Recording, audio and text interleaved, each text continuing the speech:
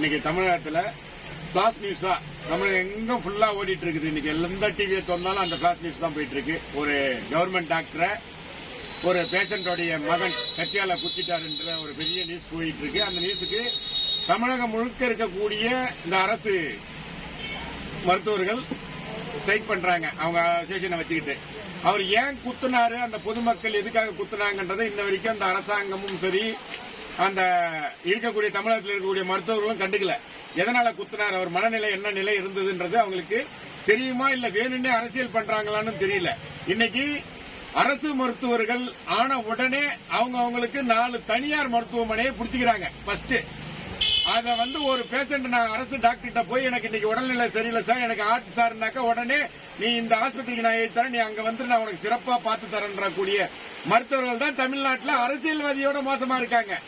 தயவு செய்து இந்த போராட்டம் அரசியல் ரீதியாக மக்களை அரசியல்வாதிகளும் இந்த மருத்துவர்களும் அரசியல்வாதிகள் எப்படி ஏமாத்துறாங்களோ அந்த மாதிரி இந்த மருத்துவர்களை ஏமாத்துறாங்க. ஏன்னா இது ஒரு தொழிலா ஒரு பிசினஸா பண்றாங்க. தயவு செய்து புரிஞ்சுங்க. அவன் மனநிலை என்ன இருந்தது, அவங்க அம்மாவை 40 நாளா அந்த ஆஸ்பத்திரியில வச்சிருந்து சரியான முறையில பாத்துக்காத காரணத்தினாலதான் அவன் அந்த வெளியில போய் ஏன் சார் இதை பண்ணீங்கன்னு கேட்கும் போது பிடிச்சி கீழே தள்ள காரணத்தினால்தான் வேகம் அந்த கத்தியை கையில இருந்ததுனால குத்திட்டாங்க. அது இல்லைன்னா கூட குத்திருக்க மாட்டான். இப்ப நாங்க எல்லாம் எந்த டாக்டர் எடுத்துக்கிட்டீங்கன்னாலும் அவங்களுக்கு குலதெய்வம் மாதிரி நம்ம பாக்குறோம். ஏன்னா எந்த விஷயமா இருந்தாலும். ஆனா அவங்க என்ன நினைச்சுக்கிறாங்க, அவங்களுக்கு குறிக்கோள், ஒரே குறிக்கோள் பணம். எதுல எந்த வகையில சம்பாதிக்கிறோம். இந்த மாத்திரையை கொடுத்தா இந்த காயில இன்னொரு காயில வரும், அதனால தேவையான மாத்திரை கொடுக்காம வேற மாத்திரை கொடுக்கிற சூழ்நிலை இன்னைக்கு தமிழகத்தில் அரசியல்வாதிகளும் இதை ஒரு பிசினஸாவே கொண்டு வராங்க. தயவு செய்து இதற்கு இந்த மக்கள் சார்பாக நாங்கள் மருத்துவர்களுக்கு கண்டனம் தெரிவிக்கிறோம். ஏன்னா எடுத்த உடனே நீங்க நான் மருத்துவமனை ஆர்ப்பாட்டம் பண்றேன்னு சொன்னா நாங்க இருக்கிற நோயாளிகளை எதுக்கு வர மருத்துவம் இந்த அரசாங்கம் வேடிக்கை பார்த்துட்டு இருக்கா. தமிழக முதலமைச்சர் வேண்டுகோளா வைக்கிறோம், ஒரு டிரைவரு ஒரு கண்டக்டர் பிரச்சனைனா உடனே பஸ் நிறுத்துறீங்க, டாக்டருக்கு பிரச்சனைனா உடனே மருத்துவமனையை மூடுறீங்க. இது எதுக்கு அரசு நடத்துறது? உடனே அந்த டாக்டர் எல்லாம் தூக்கிட்டு யார் யார் ஸ்ட்ரைக் பண்றாங்களோ அவங்களை எடுத்துட்டு புதுசா இருக்கிறவங்களை போடுங்க, இளைஞர்களை கொண்டு வாங்க என்று கேட்டுக்கொள்கிறோம். ஏன்னா இது அரசியலாக்க வேண்டாம். அரசியலாக்கினால் மக்கள் விழித்துக் கொள்வார்கள். ஏன்னா எந்த ஆஸ்பத்திரி மருத்துவமனைக்கு போனாலும் சுகாதாரம் கிடையாது. இன்னைக்கு எல்லாம் சொல்லிட்டு இருக்காங்க. டாக்டர் அவரு மருத்துவ அமைச்சர் சொல்றாரு, நான் சுத்தமா வச்சிருக்கேன், அதை பண்றேன் இதை பண்றேன். எங்க போங்க, இப்ப எங்க பகுதியில் வாங்க, விருத்தாச்சல நகரத்துல அங்கங்க அப்படி அப்படியே அவங்க போனாவே அங்க இருக்க சிஸ்டர்ஸ் வேற மாதிரி பேசுறாங்க, உட்காடுறாங்க. 100 ரூபாய் கொடுத்தா வாங்கிட்டு உடனே நல்ல இதா பண்றாங்க. இதை தவிர்க்க வேண்டும். இந்த அரசாங்கம் திராவிட மாடல் சொல்லிட்டு இருக்கீங்க. இந்த மாதிரி பண்றத உடனடியா அவங்க எல்லாம் பணியிடம் நீக்கம் பண்ணுங்க, இல்ல அவங்களை சஸ்பெண்ட் பண்ணுங்க.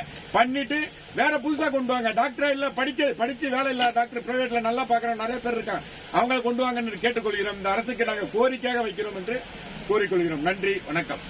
தமிழகம் முழுவதும் இந்தியா முழுவதும் பார்த்துட்டு இருக்கிற மக்கள் அனைவரும் ஊர்ந்து கவனிக்க வேண்டும். தமிழக அரசுல ஹாஸ்பிட்டல்ல ஒரு அம்மாவுடைய ஒரு தாயினுடைய சிகிச்சை 40 நாளா சரிவர ஒரு டாக்டர் செய்யவில்லை என்ற கருத்தை அந்த பையன் அவனோட மகன் கருத்தில் கொண்டு அந்த டாக்டர்கிட்ட போய் ஏங்க எங்க அம்மா 40 நாளா பெட்ல வச்சிருந்து எந்த ஒரு முன்னேற்றமும் இல்லாம அவங்களுக்கு சிகிச்சை அளிச்சுட்டு இருந்திருக்கீங்க. நான் தனியார் ஹாஸ்பிட்டல்ல போய் கேட்கும் போது இதை முத்த விட்டு தானே தூக்கிட்டு வந்திருக்கீங்க, இது அங்க இருந்தா சரி பண்ணிருக்கலாமே என்று அவங்க சொல்லும் போது அவங்க ஒவ்வொரு ட்ரீட்மெண்ட்டுக்கு 20,000 ரூபாய் பணம் கட்டதும் அந்த மகன் 20,000க்கு எங்க போவான்? அப்ப அவன் மனநிலை எப்படி பாதிக்கப்பட்டிருக்கும்? இந்த ஆத்திரத்தோடு பாலாஜி என்ற ஒரு மருத்துவரை போய் அணுகி கேட்கும் போது ஹாஸ்பிட்டல போய் அப்படிதான் செய்வேன் போயான்னு கழுத்தை பிடிச்சி வெளியே நெஞ்சில கையை வச்சு தள்ளும் போது அவனுக்கு வெறி தன் நிலைமை மறந்து அவன் கத்தியை எடுத்து குத்திட்டான். ஒரு 4-5 இடத்துல குத்துறான்னு வைங்க, அவனுக்கு கண் மூடித்தனமா தான் குத்துறான். இந்த இடத்துல குத்தணும்னு தெரிஞ்சு குத்துனாலே நேரம் டாக்டர் செத்துக்கணும். ஒண்ணு. ரெண்டாவது, அரசு மருத்துவமனை எங்க போய் பார்த்தாலும் இப்ப நான் மங்களம்பேட்டை ஹாஸ்பிட்டல், விருத்தாச்சலம் ஹாஸ்பிட்டல், ஊந்துப்பட்ட ஹாஸ்பிட்டல் எல்லாம் போய் பாக்குறேன். நானும் போய் சில உடம்பு சரியில்லாத போய் பார்த்திருக்கேன், சில நோயாளிகள் விட்டுட்டு போறப்ப நான் அவங்க கூட போய் பார்த்திருக்கேன். ஹாஸ்பிட்டல் டாக்டரோட டேபிள்ல டாக்டர் நேம் போர்டு இல்ல, டாக்டரோட கழுத்துல ஸ்டெத்தஸ்கோப் இல்ல, டாக்டர் டேபிளுக்கு முன்னாடி துண்டு சீட்டு இருக்கு, ஒரு 10-20 சீட்டு. வாங்க, என்ன உங்களுக்கு தலைவலிக்குது ஐயா, இடுப்பு வலிக்குது ஐயா, ஜுரம் காய்ச்சல் ஐயா, அப்படியா இன்னொரு 4 சீட்ல எழுதுறாரு, போய் மாத்திரை வாங்கிக்க ஐயா. ஊசிலாம் இதுக்கு போடக்கூடாது, போ அந்த மாத்திரை சாப்பிடு. அப்ப ஸ்டெத்தோஸ்கோப் இல்ல, ஒரு நோயாளிய மனசுல வச்சு அதை பாக்குறதுக்கு சாதாரண ஸ்டெத்தோஸ்கோப். அப்பதான் அவங்க உடம்புல உள்ள காயில கண்டறிய முடியும் டாக்டர். அவங்க வாயாலே சொல்ல வச்சு அவங்களுக்கு மாத்திரை எழுதி கொடுக்கறது தான் இப்ப உள்ள அரசு மருத்துவர். இதுக்காக வந்து படிச்சுட்டு வந்த MBBS MSc அப்படின்னு சொல்றாங்க. தேவையில்ல. எதுக்கு இந்த மாதிரி தனியார் ஹாஸ்பிட்டலுக்கு போங்க, அங்க யாருன்னா இவங்க தான் போய் உட்காந்துருக்காங்க.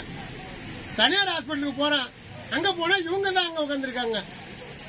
அங்க போனா ஸ்டெத்தோஸ்கோப் வைக்கிறாங்க, பிபி செக் பண்றாங்க, இது சுகர் டெஸ்ட் பண்றாங்க, ரத்தம் டெஸ்ட் பண்றாங்க. இதெல்லாம் பாத்தீங்கன்னா இதுக்கு தனியா ஃபீஸ் போடுறாங்க. பாரு ஐயா, அவன் கூலி இன்னைக்கு 500 ரூபாய் சம்பாதிச்சானா 1000 ரூபாங்க வந்துருக்குங்க தனியார் ஹாஸ்பிட்டல்ல. இத அவல நிலை வேண்டான்னு தானே தனியாருக்கு விட்டுட்டு கவர்மெண்ட்டுக்கு போறோம். ஒரு 500 ரூபாய் மிச்சமாகுன்னு ஐயா முதலமைச்சர் 1000 ரூபாய் கொடுக்குறாருங்க.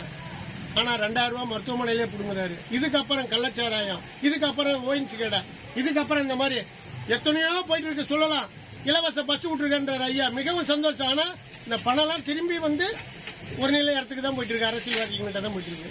தயவு செய்து இந்த மனநிலை அந்த பையனுக்கு என்ன இருக்குன்னு முதலமைச்சரும் கேட்கல, துணை முதலமைச்சர் அவர்களும் கேட்கல, மருத்துவருடைய அமைச்சர் சுப்பிரமணியன் அவரும் கேட்கல.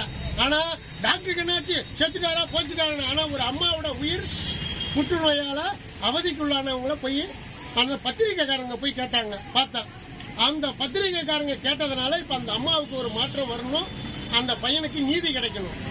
சரிவர காவல்துறை வந்து எடுத்து அந்த பையனை பாதுகாப்பா இட்டுட்டு போனதா மட்டும் இல்லாமல் அந்த பையனுக்கு நீதி கிடைக்கிற மாதிரி செய்யணும்.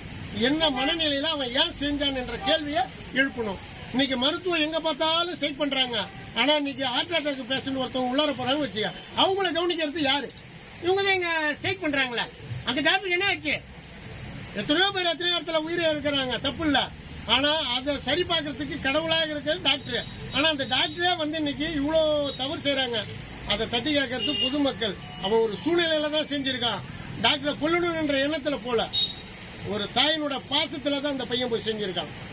இதை தமிழக முதலமைச்சர் கவனத்துக்கு கொண்டு வந்து இதை சரிவர அந்த டிவிக்கு பேட்டி கொடுக்கிற இந்த மங்களம்பேட்டை மணிகண்டன் பொதுமக்களாகிய நாங்கள் வந்து பேட்டி கொடுக்கிறோம்னா இதை ஊர்ந்து கவனிச்சு அந்த பையனுக்கு நல்ல தீர்வு கிடைக்க வேண்டும், விசாரணை சரிவர செய்ய வேண்டும், அரசியல் ஆக்க வேண்டாம் என்று வேண்டுகொள்கிறேன்.